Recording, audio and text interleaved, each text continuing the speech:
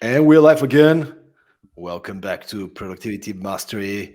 Hope everybody's doing well in this super hot summer. Um, or maybe you'll listen to the episode in the winter, but now in the summer it's super hot. And today I have another episode which I have the feeling might turn into one of your favorite episodes if you really stay with us and listen closely and attentively. My guest today, his name is Julian Hayes II. He's an author, he's a hybrid athlete, he's the founder of Executive Health. His boutique concierge helps forward thinking CEOs, executives, and other high achieving individuals live longer and live better. He's the host of Executive Health and Life podcast. Make sure to check it out. And last but not least, he has more than 300 articles published in leading medias like Inc.com, Entrepreneur.com, Chief Executive, Success Magazine, and many more. I said last but not least, but I just wanted to say I was really fascinated talking to him today that he's going to the gym twice a day. This dude is just awesome, and I can't wait to learn from Julian. Julian, this morning, how are you feeling? I'm super fantastic. Thank you for the gracious introduction. I have some pressure to live up to now that you said this might be one of their favorites. So I'm looking forward to it. Pressure's fun, right? Um, I am curious. First thing is, what's your definition of hot? So I'm in Nashville, Tennessee, the South, right? And humidity and heat is you're born with it. So I'm curious, what's hot? Man, I'm not really good with hot, so probably my definition of hot is not so good. But like for me, 35 Celsius. I don't know what's that Oh, okay, okay. Fahrenheit. Let's see. It's already quite 90, hot. I can't 90, 90s, probably probably. the 90s. Yeah, I think it's in the 90s if my math's correct. Yeah. So tell me about this, man. I mean, look, I'm from Europe. I'm from Eastern Europe. But when we hear Tennessee, it sounds exotic. Tell me what's Tennessee like, and what was it like growing up in this state? Well, I want to clip that. I want to clip that part where you said Tennessee sounds exotic because we never get Tennessee sounds exotic, right? So I want to clip that. Anyone from Tennessee that's listening right now, I want you to clip that and say this is how people think of Tennessee outside of the states. So that's what I have to first acknowledge is that Tennessee is exotic to you. I like that. That's music to my ears. This is already going great. Now, Tennessee, though, for the most part, is not typically seen as exotic in the states. You have your New Yorks, which is cosmopolitan. I love New York. I lived in New York. You got Miami, you got LA, you got all the stuff on the coast, right? That's the exotic. That's the exciting stuff. Tennessee is really um, the nickname's the volunteer state, right? Southern hospitality. This region, I don't care what anyone says in the states, the South, the most pleasant people, the most hospitable people. So I'm just outside of Nashville. Nashville's a very growing. It's a growing astronomically over the last few years. It's one of the top growing cities in the whole country. So when I grew up here, this was not really a cool place to be. But over time, a lot of growth has happened here now. A lot of companies and businesses are coming here now. So it is becoming an it destination. Probably one of the things it's known for is randomly, it's a huge industry for like bridal parties or the what's those things, bachelorette parties, right? So we have these things like a wagon, and you pedal on there, and people are drinking and stuff. I'm not really a beer guy, so I don't do those. So you're pedaling, and then you have a bunch of bridal different parties. So it's a destination city for that. Of course, it's the country music capital of the world, pretty much. So it's a big country music festival. I know a little country music to be dangerous. It's not my go-to music, but I know a little in case I need to, break a line dance out or something, right? I Do, can do, do do you it. have a favorite song you can sing? Sing? No, I cannot sing. You did not want to hear me sing. The reason why I'm doing what I'm doing now is because I cannot sing. I really love music, but I'm monotone and I don't know how to play instruments. So this was the next best thing to write articles. And in my head, I'm imagining that I'm writing music or something. Got it, man. Got it. So, So but yeah, go what did ahead. you study? What did you study in university? Mhm. Did you plan to be doing what you're doing today? Absolutely not. So I went to university. We'll say university. It's college here, but university. University sounds much more proper anyway. It sounds better. So I'm going to adopt that. So university. So when I went to university, went to UT Knoxville. Go Vols and all that good stuff. Um, I was a marketing major in international business, and I wanted to be an idea guy. I wanted to work with like an ad agency or something. I wanted to work in a big office near the top of the building, look over the city, just looking out the window, stroking my chin, and thinking of new ad campaigns and stuff, right? And going to cool parties. And so when it got time for an internship, they came over. And I told them what I wanted to do. It's like the movie How to Lose a Guy in 10 Days or something like that. Matthew McConaughey's job, right? That's how me and my friend picked our majors. This is why you should never take advice from a 20-year-old. Their brains are not even developed yet. So you're doing this. And I'm like, yeah, this is just I just want to be an idea guy. You're like, well, that's a good aspiration, but it all starts with account sales and stuff. I was like, sales? I'm not doing sales. So I pivot. I kept that degree, right? And then I started picking up prereqs. And I was like, I'll be physical therapist. Did internships with that. I talked my way into getting an internship at the hospital, even though I didn't have the degrees or nothing. But I can tell stories a little bit and just talk. I sound like I know what I'm talking about. And then I got one of my favorite shows is House MD. So I was like, man, I should be a doctor. That sounds exciting, right? I want to be like House. You know, that specialty doesn't exist because he does everything. But nevertheless, medical school it was. So I took all the prereqs for that, and then I ended up going to New York for medical school. And I was there for a year. And like I said, Nashville and New York, two totally different places. So when I arrive in New York, I'm naive to a lot of things. People are walking extremely fast. People are a little rude. There's an escalator rule. Apparently, I was on the left side, and if you're not walking up, you need to be on the right side. So I get cussed out like the first week. Somebody tries to sell me a fake watch, and I'm like, almost like Dorothy from the Wizard of Oz. This ain't Kansas anymore. I'm like, this ain't Tennessee anymore. And and so now we're doing this. So I adjust after a few weeks. I adjusted to the New York way of life, talking faster, being a little more animated, having always looking around like this. Just to, you got to be keep your head on the swivel, as they said, because it's a little more dangerous up there. And so, but the thing about New York that really changed my life was when I got up there, I realized that I was not crazy and that I was not that odd because you meet some really strange people in New York. And I so we went to class and you could they had iTunes then, and you could all the lectures on iTunes. I quickly figured out that a lot of the professors, if you're in there for an hour, really anything valuable is only like 20 minutes. The other 40 minutes they're just talking, and it's not going to be relevant on the test. So this is a waste of time. I wanted to explore the city because I didn't have an undergrad experience. I didn't party or anything in undergrad. So I'm a late bloomer, and I'm in New York. So I learned how to listen to things at 2 and 3x speed so I can cut time out and then I can go explore the city. So I was out a lot.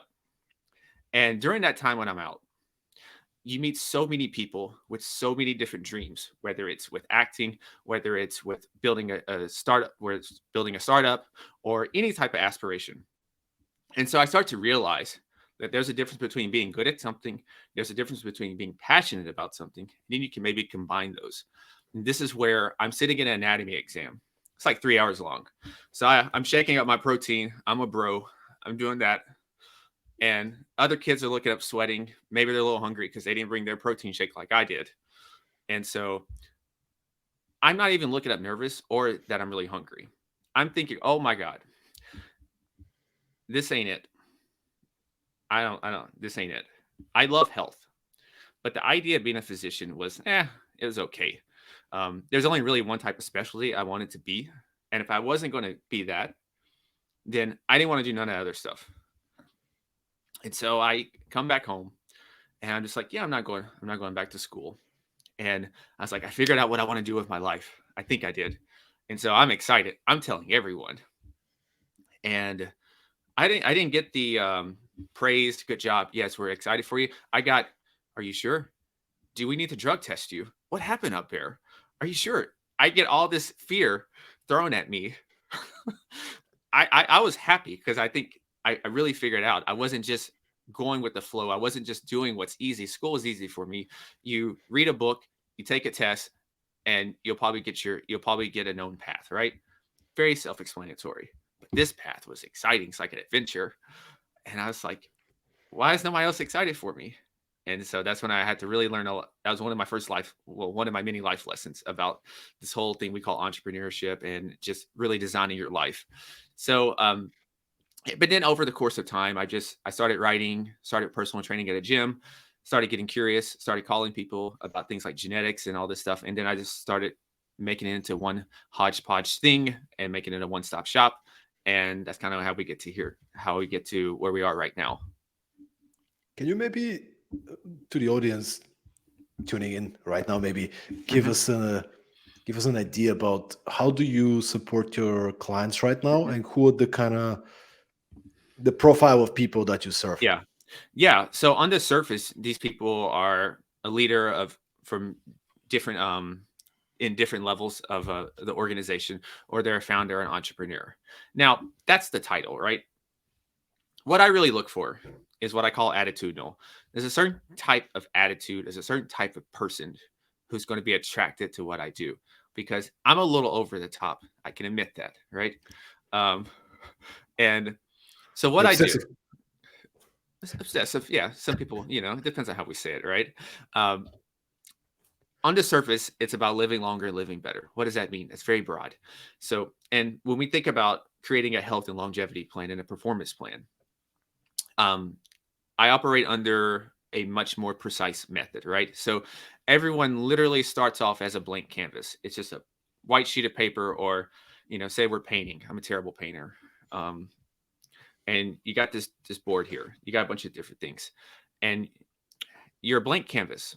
And so what I do is I use a bunch of different types of tests, whether it's genetic testing, there's different blood testings, and a whole host of different other modalities. So I accumulate all this data. That's assembling, right? So you can think of a rise to kind of put this into perspective. So number one is I'm assembling, taking all this data so I can get a story of who you are. And then the next step is to R. That's the reviewing. So we're going to review all this data. How does sleep look? How does your heart rate look? How does different biomarkers look? Then we're going to implement based on that data, based on your uh, life and where you are right now and where you want to go.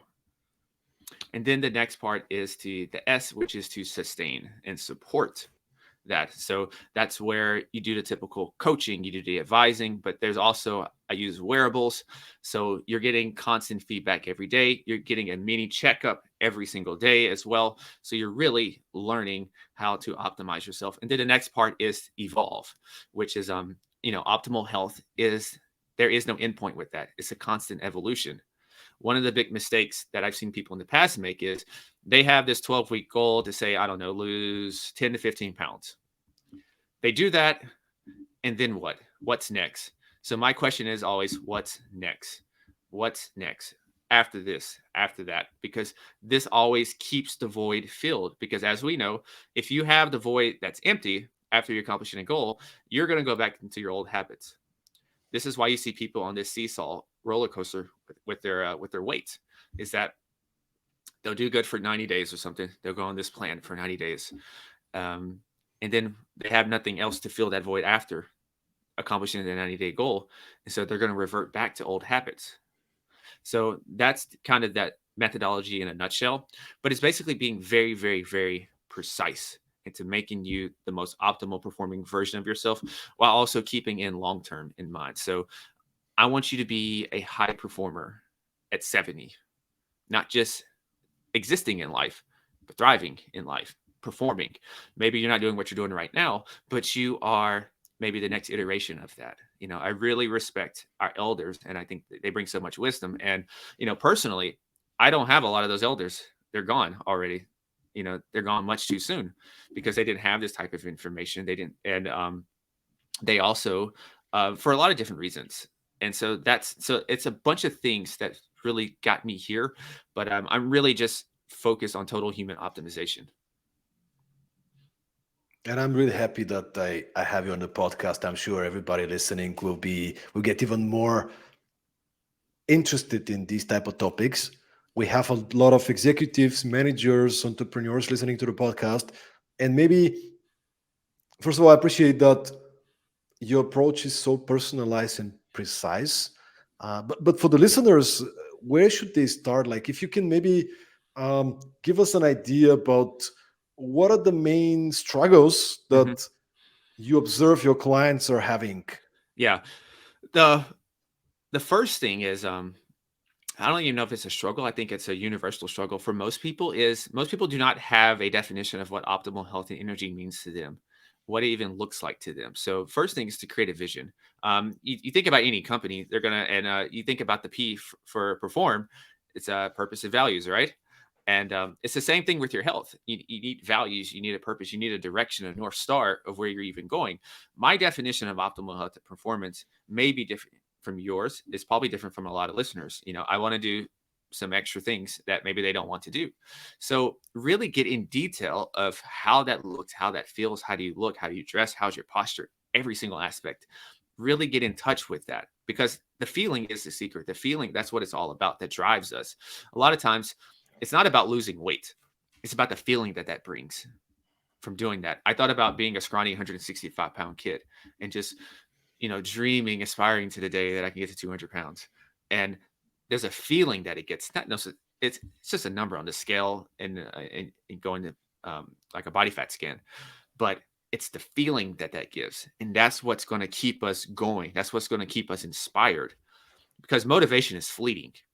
I don't feel like running most days. I don't feel like lifting most days. Let me tell you, I am naturally lazy and a procrastinator by default.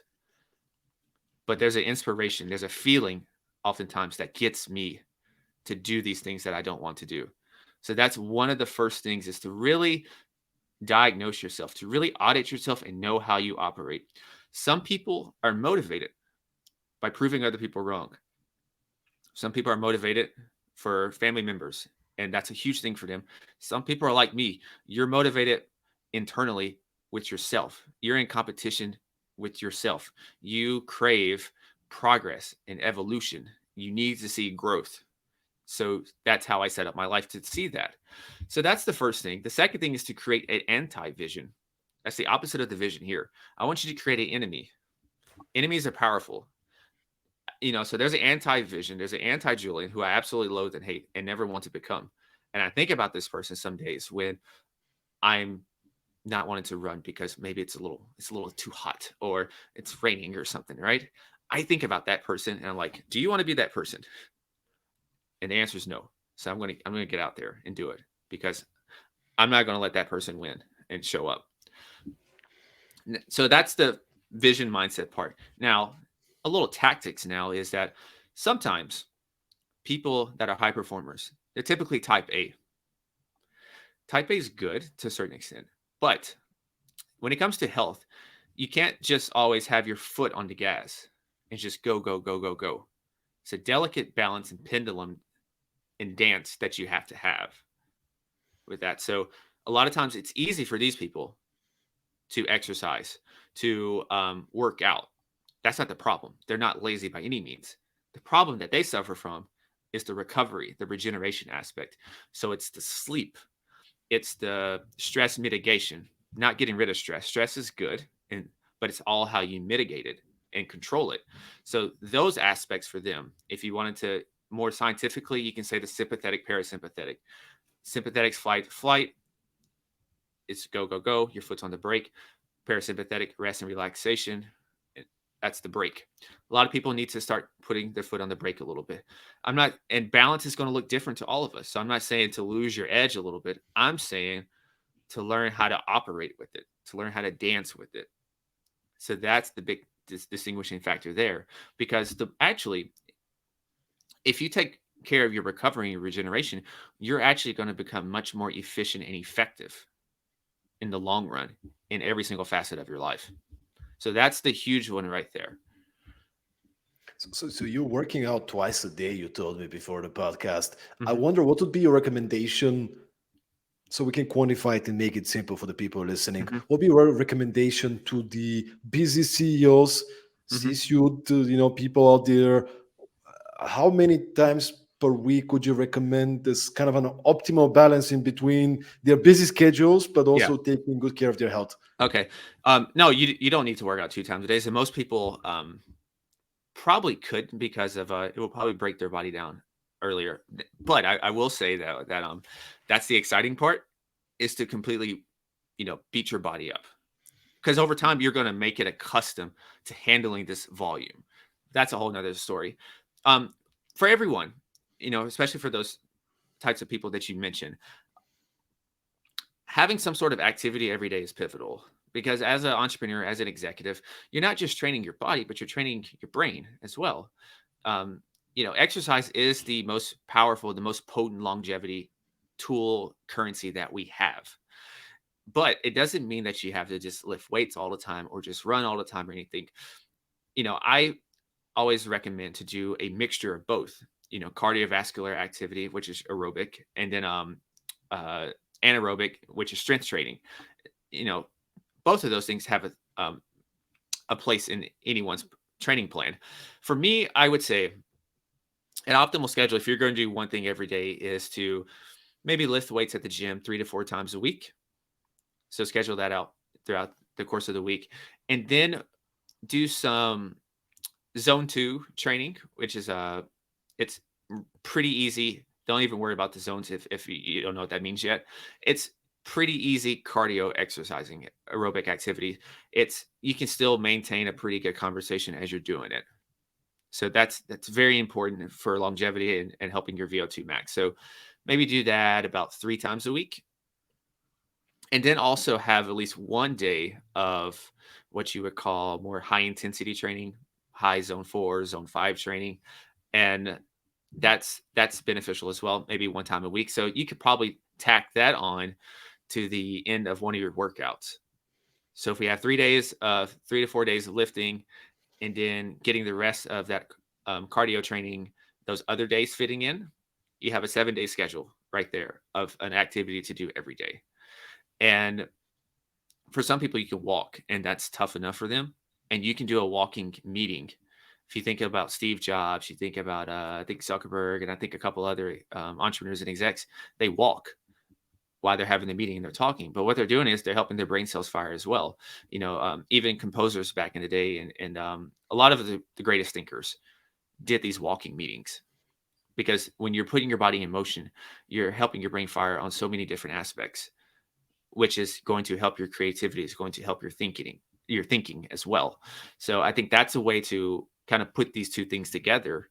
And so once you got that schedule, the next step is to logically start to put these activities into your calendar just like you do anything else. If you have a meeting with your shareholders, you have a meeting with your team, maybe you have a dentist appointment or something like that, that's in your calendar. So put the same thing in with your exercising, with your training, make it a non-negotiable, and it's just like any other meeting. And also, what that does is it resists the temptation of having something else fill that sacred time that you're going to put to yourself. Because at the end of the day, you can only go so far as your health and body allows you. So even if you're leading right now, think how much better you could lead if you're really in your optimal self right now.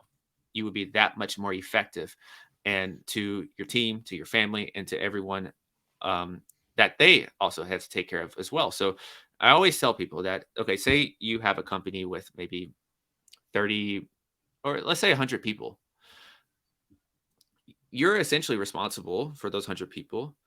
You can multiply that because they probably have families as well. So let's just, my math's not exact here. Let's say that's 400 now, right? Because maybe they're helping other family members as well. So this is a huge tree that starts with you at the very top. So you have to make sure that you are in an optimal state because there's a lot of people that depend on you outside of just your family. That's an awesome responsibility. I think that's a blessing, but it also is one that must be taken seriously. What was the Spider-Man quote Oh, with with big? Uncle Ben. Yeah, yeah. With great power comes great There responsibility. you go, man. Yeah. There you go. By the way, we have a long comment with a question, which I think it's quite relevant. So I want to kind of point it here. So coming from Mumtio, thank you for being with us. I'm gonna read the large comment with a question. Coming from a history where I went through anxiety disorder, I found that feeling when I totally turned habits and lifestyle around, eating, workouts, mindset, sleep, etc. I found that challenging my mind and body on a daily basis bring the feeling of accomplishment and control over emotions. I see a lot of people struggle with battling the mind when the mind says, quote unquote, you can't do it. What would be your advice on this topic?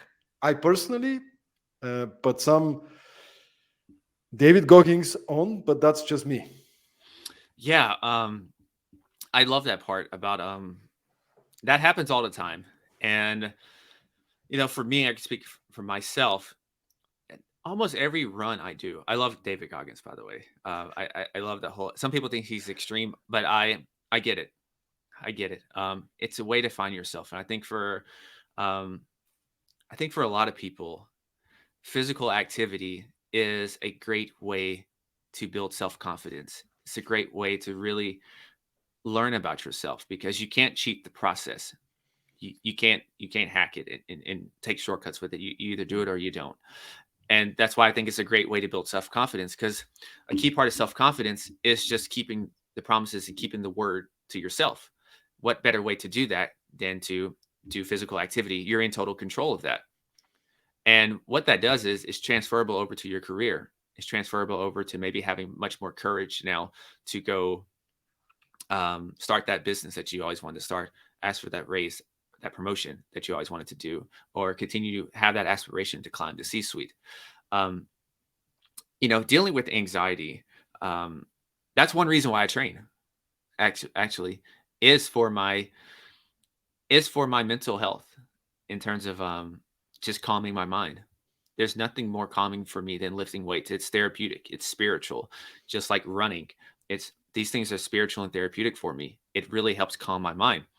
I'm normally a little anxious, a little high strung, but I have things in place now to help control that, to help mitigate it. And a big part of that is training. A big part of that is meditation. And you mentioned that voice that comes up. That voice is never going to disappear. It's never going to disappear. And I think that's a good thing because if it disappeared, it might have us become more complacent. It might have us not reach our full potential then. It's a constant battle every day. That's what I love about training. You do it one day, you feel great, but the next day you have to do it again. It's day one again. It's the same thing in business. You have a good day yesterday, awesome, great. You made your calls, awesome. Today's a new day.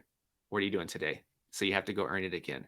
So I know that was a couple different ways of going about that statement that gentleman shared there, but for me, I'm curious. I'm actually curious, mhm. Julian. What do you do when you wake up? Maybe you didn't sleep well. You're like not feeling it, but you know it's important for you to go to the gym or do this thing that you don't want to do. Mhm. Yeah, I have music's a big driver for me.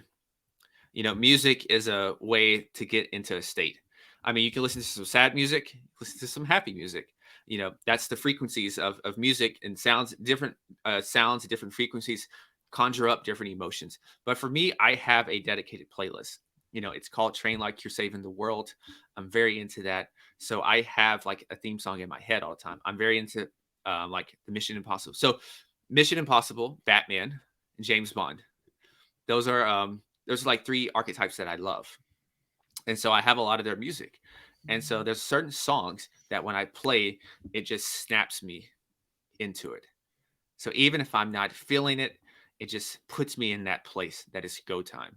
So if I'm stressed out, whatever's going on, I get my clothes, get my gym clothes on, get that playing music, and I go outside and I'm like, this is a duty, this is an obligation.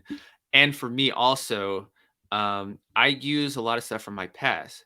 So I think about my dad who would give anything to be able to walk. because he had amputations. And I think about my grandfather, who had a heart attack. I think about my other grandfather who's not here. I think about different relatives as well who I saw growing up have complications with their health. So I have those things to kind of help drive me. So, but that's because I know myself and I know things that get me moving. And so I think about, even if it's not every workout's going to be good, not every day at work's going to be good. Some days done is better than nothing. You're not going to, and sometimes you have to have a week that is just ugly. But I think as long as you just keep moving, some days you have to crawl. You may not be able to run or walk. You just have to crawl. But nevertheless, I'm still moving forward. I'm still getting 1% better. And for me, that's a success. And so, and then like I said, having the gift of the, being a podcast host is that I get to talk to a lot of different people. And so I've learned now that a lot of my struggles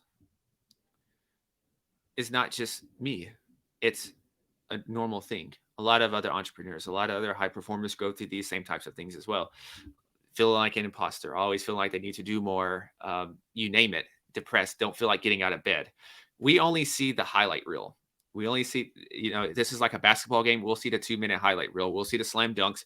We'll see the crossover. We'll see some of the big plays of the game, but we won't see the whole mundane 2 hours that game took. So I have to really keep that perspective in mind and just realize that you're not going to feel like it every day. That's just not the human thing.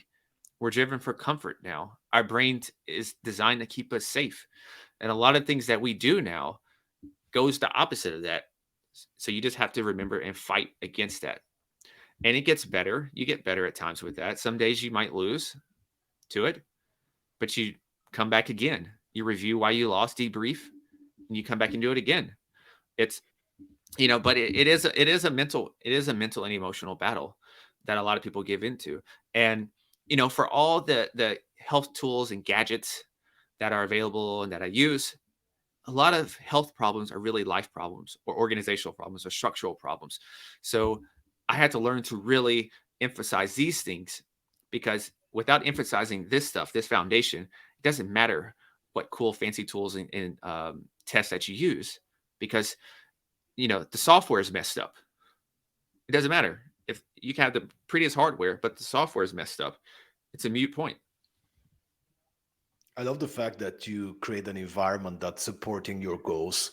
Mhm. Like if you have cookies and chips in your kitchen, it's a lot more likely that you're going to go there and get a cookie, right?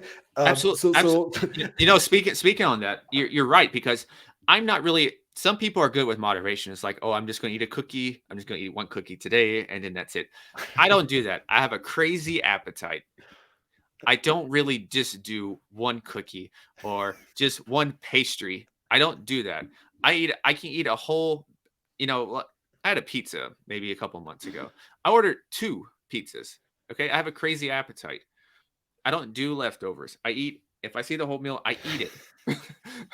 I see food, I eat it, I conquer it. So so you have to know how you're wired. That's just not how I'm wired. I got rid of my video games because I wasn't getting anything done. Because you're playing Call of Duty one match and then you lose. That is the worst feeling. I hate losing. And so or somebody's talking to me, now it gets personal. And so next thing you know, you're like this, your eyes are all, you're waking up next morning, your eyes all red because you've just been playing all night. So it's like, it's an addiction. Some people could say it's an addiction, but this is where I say it's really important to know yourself. And a lot of high performers have this addictive type of personality, and they don't channel it to usually good things. This is why you see a lot of alcohol intake. You might see some illicit behaviors because those addictions are uncontrolled, unmitigated. They're not forwarded and targeted in a more empowering direction. So for me, exercise is that a little bit. It helps that addiction. It helps that craving. It helps calm me and center me to do things. so do you use this technique yourself, or recommend it to some of your clients, the technique of, if you find a harmful habit, that you initially at least substitute it with some more positive one? Like we were speaking before a podcast, you said, oh, I only drink 1 cup of coffee. maybe you feel like drinking more coffee, but are you going to drink a cup of tea or like substitute with something that's Yeah. more positive? Yeah. So I have a cup of tea now. So I'm drinking a cup of tea. I have my water here as well, but I just like the feeling of sipping on something while you're talking or while you're reading or while you're writing. I just like that. It's just a good feeling. Then I also have decaf coffee as well, because too much coffee, as I said, makes me anxious.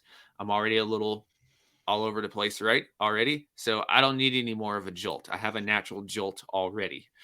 So, and then I have this accountability in my wearable. So I get to see the effects of coffee and what it does to my sleep. When I have too much coffee in the day, I get to see that my sleep is not as good. The quality of it, I get to see that my REM sleep's not as good. My deep sleep's not as good. My heart rate's up a little more. My respiratory rate's up a little more. And then that's going to affect the next day as well. So it has this cascade like effect on there. Um, that's why I created that. Now, for people, it really just depends because we're all different. And so that's really my thing is just that I just really talk to the person and analyze the person.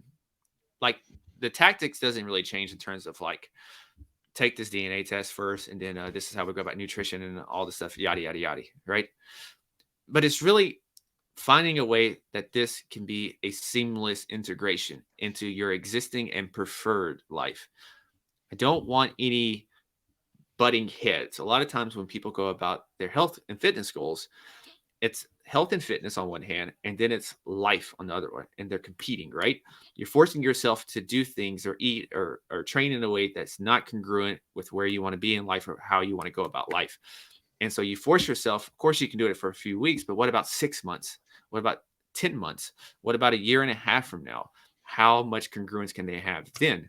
So it's really thinking long term, really looking at this like a business. And that's a key thing I always remind individuals is that what made you successful in your career, what made you successful in your business, these same principles can be applied to your health in the same way if you just start looking at it that way.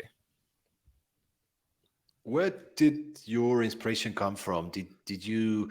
I'm just more curious. Did you have any sort of like you read this book or you joined a course and you found this thing that brought you on a journey to become who you are today Mhm. and to track your goals, to like to completely commit to changing your fitness, changing your lifestyle?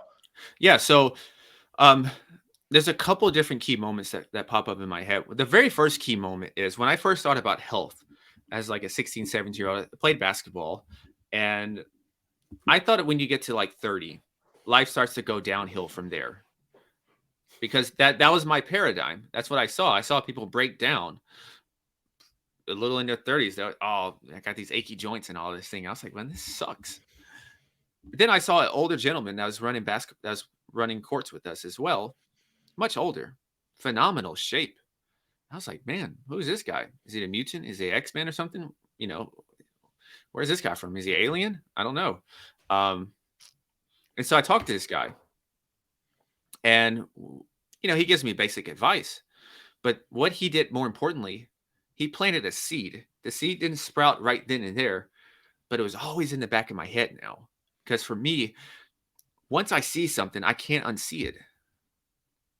Once I hear something and something that truly challenges my existing paradigm, I can't go back anymore. I think something like that they talked about in the Matrix. You get this choice, right? But for me, that was the paradigm that's like I have more power and control over my destiny in my life than I think I had. And so who would I be if I could just be anyone, and design this character? This is like a video game. I'm like a video game character. This is an RPG, right? And so I can build the attributes I want. So I thought about myself. I thought about how does this person dress? I thought about some of my favorite superheroes, some of my favorite characters, how they dress. I literally thought about that, right? And so I thought about, okay, I want to be, I really love athletics. I wanted to be, like an athlete. Okay, well, let's start training like an athlete. I thought about, how does Bruce Wayne dress and James Bond and things like that. Well, and let me put a tie on sometimes. Let me put a vest on, right? I feel a little more powerful. Once again, we're going back to the feeling. So I'm designing this character. But there's a key thing though. where you are right now, what you see in this physical world, this 3D world right now, is probably going to be different than who you imagine yourself to be. There's this gap right now. So the key part then is how do you ignore reality? So I had to learn how to ignore reality, quote unquote reality. I had to become a little delusional. So, so I still do this. I have a recording of who I am, what I'm doing. I listen to it a couple times a day because I come from an environment. A lot of times, a lot of us are not around an environment that's just truly empowering to us. So we have to battle. We have to fight. Because most people are in are in a lower frequency. They're in a state of fear. Um, you know, the world's bad. It's all doom and gloom and all this stuff. So you have to fight against that. You can't just say, "Oh, I'm just going to live in a bubble and avoid any negativity, avoid any temptations with food or any." That's not reality. That's not practical. Life is not a laboratory that's perfectly clean in perfect settings. That's not how life is. Life is messy. So we have to do our best to fight against that. And so for me, my weakness was my mindset. I was always physically gifted. That's fine. But I really had to train my mental, my emotional, and my spiritual self. And so this was a key aspect of recording who I am, affirming who I am. I don't care what people tell me I am now. I don't care if people laugh at me right now. I don't care if people say, "Oh, Julian, why are you so dressed up? You're just sitting in front of a computer typing right now. Why are you so dressed up? You're not going to anybody's office." Because this is who I affirm myself to be. This is who I am. This is how this character in my head, this is how he operates. And so you step into that. A goal is not where you get to, a goal is where you come from. So in the future, this person that has these goals, how does this person act? Put this with your health. A person who has a great body fat percentage, excellent biomarkers, what are some of the habits that he does? Well, he probably stays on top of his exercising. He probably treats it like a business meeting, very important. He probably is dedicated to his sleep. If he enjoys skiing right now at 30, and it's very important to him, he's probably going to train his body in a way that he can do this at 60 and 70 and beyond. If family is really important to him, he's going to keep that in mind as he's training and doing certain things that he wants to be able to run with his great grandkids down the line. So it's really attaching the stakes, really bringing more responsibility into it. Because a lot of times we will do what we won't do for ourselves, we'll do for others. And so we can leverage those things. And I got all this just from talking to people, just going out, listening to stories. I was a mute for a lot of my life. I wasn't really that talkative. And so people just talk and tell me things. I just listened. And I read different books, just a lot of different books, and listen to videos, listen to podcasts. I can burn through content quickly because I listen to things at 3x. And then I have time to reflect and think and come up with my own philosophy and then put it into practice. And so and that's kind of the process of that. I think I went all over a little different direction, if that made sense. It's fascinating, man. Like you create the character, you envision the character, and then your actions, your habits need to match the character that you want to design, and slowly but consistently Mhm. you converge towards becoming the character and Mhm. believe that you are this character. You raise your standards, and now you have to live up to these standards.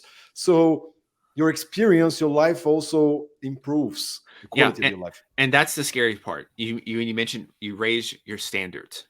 Like a lot of us probably have this ideal vision, this ideal business in mind, but it's scary because there's a lot of uncertainty there. It's like, how am I going to rise to this level? How can I lead this many people?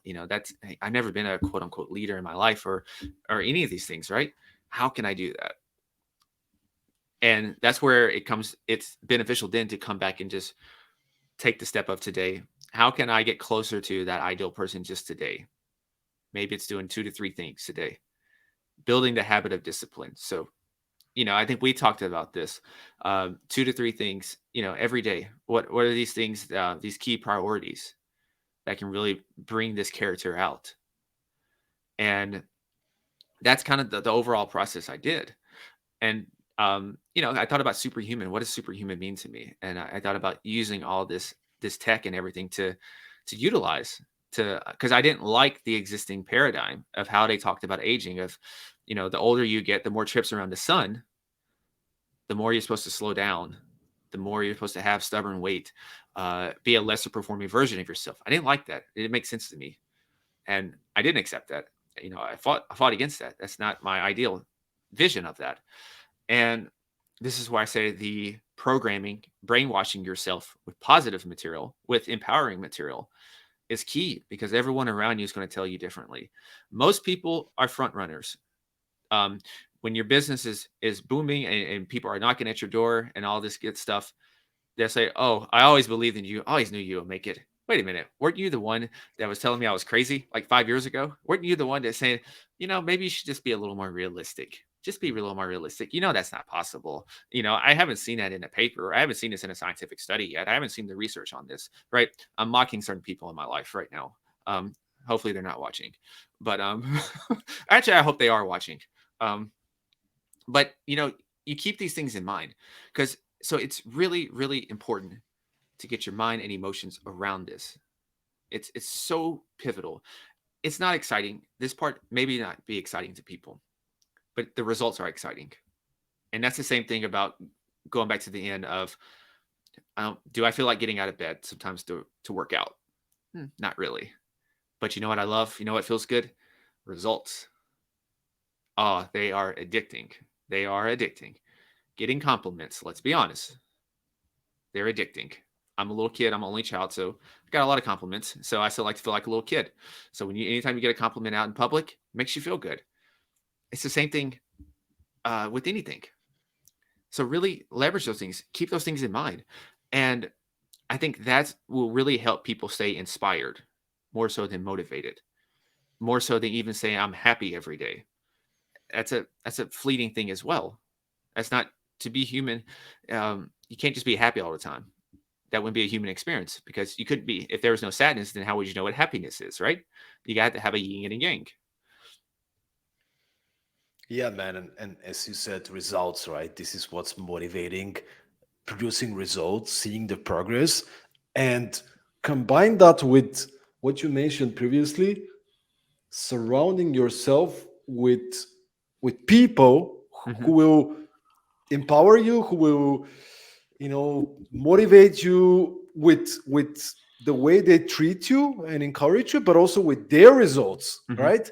When you surround yourself with people who are winning, who are going to the gym every day, who are doing the cold calls in their business, and you become like them. There's so many research studies that show you that you transform, you get close to the people you're surrounded by, like Absolutely, even absolutely. even with like tangible things like financial results. Hmm. Slowly but consistently, you start picking up beliefs, you start picking up their philosophies, you start acting like them, right? Because you're around them. And I wonder, what do you do to personally, what do you do to, there's many listeners, right? And Hmm. not everybody was born in such an environment. Maybe you don't choose people that your colleagues at work, sometimes if you work for a company. So what do you do? What would be your recommendation in terms of surrounding yourself with the right type of people? So this is like forming a new circle. Me and my friend just had a conversation about this. And I think it's easier for me because I'm an only child. So I grew up um, being okay with my own company. Like, I love my own company. I prefer it, actually. I love taking trips by myself. I just like my own company. If I want to talk to people when I'm out, I will talk to people. So, but my friend is someone who's more of a people person, uh, and has a network that isn't necessarily going in the same direction as him. A lot of times they are talking more about the past, always living in the past, not future focus, not present focus. And it's like, what to do with that? Probably a few years ago, I would say just cut them all off and just leave it at that. But I'm a little nicer these days. I'm a little more reformed. and and I thought about this. This is what I practice with myself, because I'm pretty much in my hometown, but I don't really. I have a small circle now. It's not just everyone. I'm not the mayor anymore, and it's really limiting those interactions. Still having people in your life. You can't just get rid of everyone, nor should you, because once again, you don't live life in a bubble. But it's limiting those interactions, and it's also being much more intentional with your conversations. So when they're talking about something negative, you can just reframe just subtly.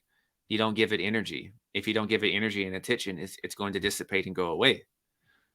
So, I can have families sometimes they're talking about, oh man, it's getting crazy out here. Life's hard and all that. I don't know. Maybe it is. I don't know. I don't have time to think about that. There's too much at stake here. We got a role to save, right? You know, and so I will just change the subject. Not just like, so, hey, look at the weather today. Not like that, but just very subtly ask a different question about that, just to keep the conversation at least neutral and not going negative. So at least keeping it neutral. And so the next thing is when your environment's bad like that, or not even bad, but maybe you just feel isolated, you got to really leverage virtual mentors then. And that's what I did. That's where audiobooks come into play. That's where YouTube comes into play. That's where podcasts come into play. Is that I have a lot of mentors I've never met. I sometimes send them like an email saying, hey, I really like this book or something like that. Thanks. And that's it. But using that information to have your virtual mentor network and really immersing yourself in that world. And the next thing is kind of just have to put yourself out there. So think about certain types of events or habits and hobbies that you like or that are interest to you, and start going to those events. I know for myself, a few years ago, I was in therapy, and I was talking about a bunch of different things, and I always liked music. And so she was like, "You talk about salsa music a lot. Why don't you just go salsa dancing or something, right?" And I was like, "Oh, okay, I'll go try it." And so I went by myself. I went to the lesson. It was like an hour, but I said, I'm just gonna go in there for 5 to 10 minutes. If I can handle it 5 to 10 minutes, that's a success. I'm allowed to leave. And so I went in there and I enjoyed myself. Now I don't do it as much right now, but that was an activity of putting myself out there and meeting people. And now I have a skill set. So whenever I go traveling anywhere, I can go to like a salsa dancing or a bachata event, right? And I can meet like-minded people and start building connections that way. Um, with the podcast now, I know different people in different cities, so you have this network in. And then also you can ask people, so people that you admire, reach out to them. Like, let me tell you, there's nothing more than music to my ear than to hear like what I'm doing is helping and mattering. And it doesn't matter if you're getting paid for it or not, just like something that I took time to do with a podcast. Because a lot of times if I'm doing an episode by myself, I'm speaking into a void. It feels like there's no one in here. It's just me speaking. I don't know who's listening. I don't know if it's useful or not. It's just me talking. I don't know if it's just me listening to myself. But to hear that it was a benefit to someone means the world to them. And so that's a way to do it. Because that's how I learned some of this health stuff. I just reached out to people. I just had curiosity. And people are kind. A lot of times people think that the people at the top that you put at the top, the really high achievers and high performers, they don't have time for anyone. It's actually the opposite. The people who you would think are inaccessible and super busy, those have been the most gracious, the kindest people compared to people maybe at your quote unquote peer level or whatnot. Because those people realize that they didn't get there by themselves and they are eager to help and give back. But the only caveat is when they tell you something or they recommend to do something, you need to go do it so they can know that you're serious. And if you do that, they're going to invest in you and pour into you. And so those are a couple of different things right there with the environment. But it's usually unrealistic to say, just go leave tomorrow. Just leave everything behind and start a new life. It's not really realistic. So in that moment, you can make a plan to eventually put yourself in a different setting. But you still have this period of being in this reality compared to the reality that you want to get to. So you make the best of it by creating a strategy around that and dealing with the cards that you have dealt. And it's the same thing with your health. There's certain things that people want to do. Maybe they can't do it right now. Their health is a certain way right now, and you deal with it. And you're making a plan to go to the reality that you desire. But for right now, you have to deal with what you have and work toward that. Because the only way to get to where you want to go is to accept where you are right now and uh, move and act on that right now.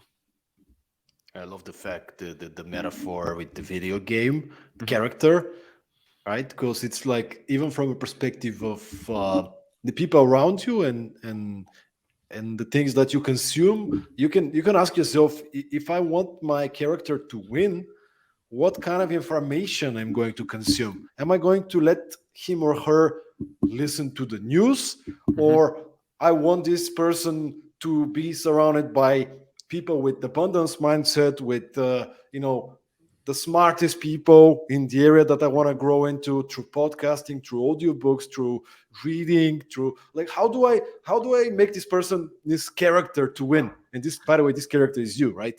Exactly. And I also have to say, I left this out. A big thing is identity, and not not attaching and associating yourself with whatever situation you got going on right now. Meaning that growing up, I heard a lot that this person would say, "Oh, you know, obesity is runs in our family," or "our family just has poor genetics." So you are attaching, associating yourself with a particular illness, symptom, issue, problem, right? And you can hear this. I used to tell myself, "Hey, I'm an introvert. I'm not really a people person. I don't like my voice. My voice is not good." So I'm affirming all these things I am.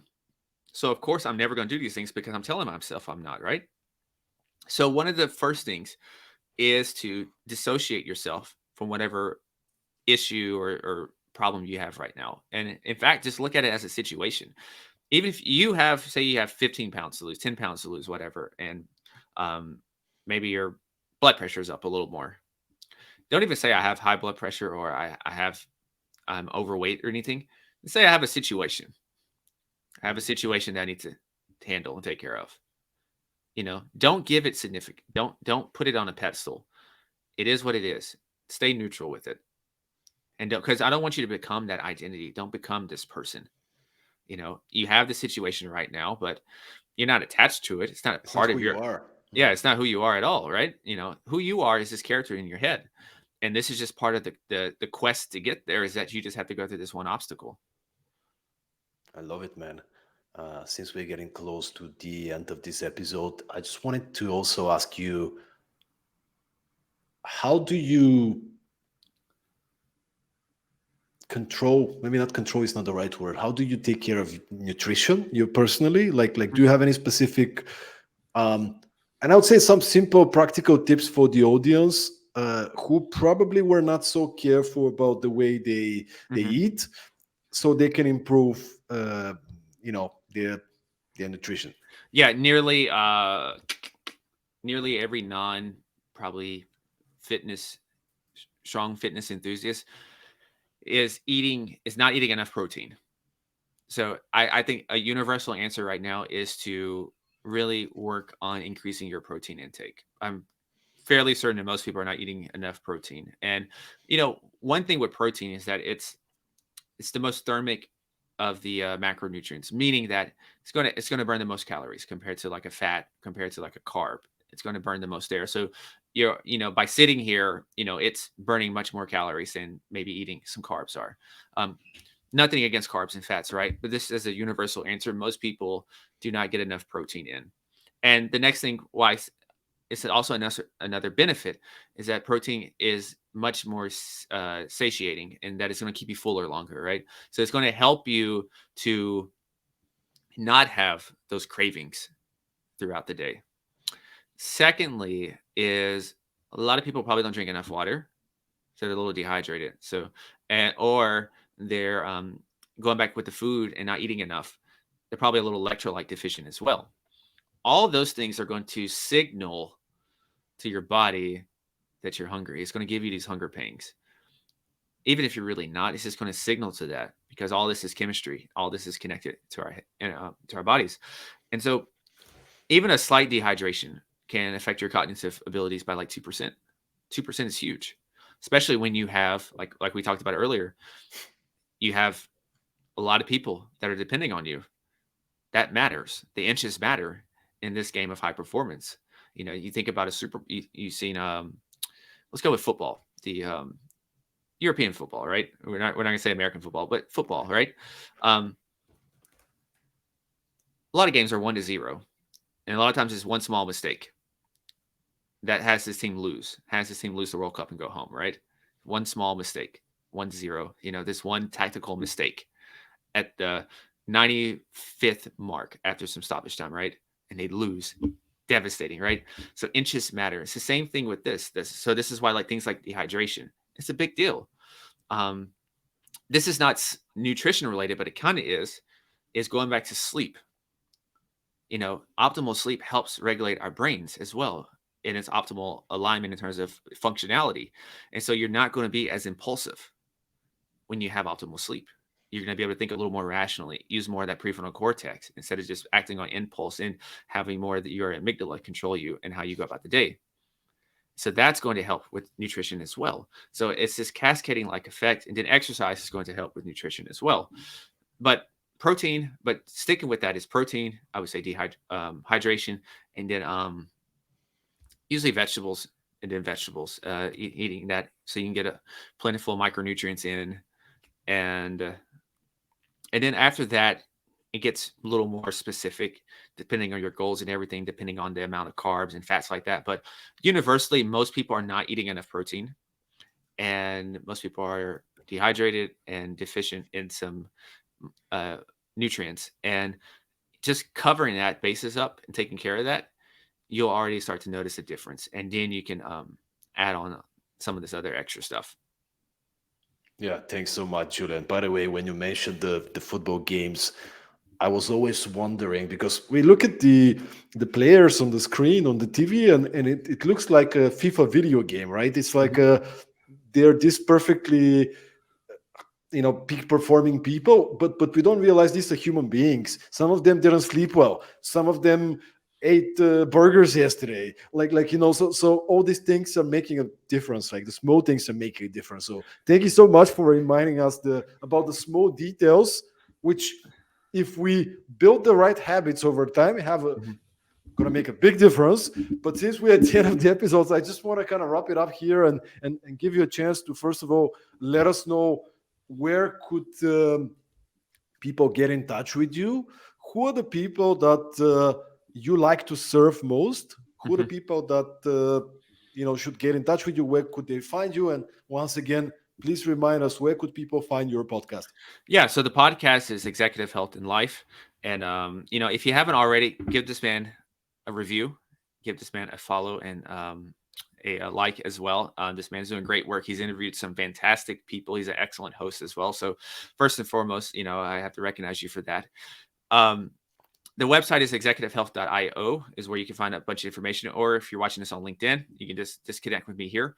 And the type of people, once again, it's like first and foremost, it's a certain type of attitude that you want more out of life. You want to be the very best that you can be. You want to keep full pedal to the metal but hitting the brakes a little bit. And then the type of person is usually, like I said, a CEO, executive, or founder who is uh had some growth right now, and maybe they let their health slide a little bit in the name of success and growing the business, and now they're looking to kind of bring that back while still taking it to the next level with their health and business and their life.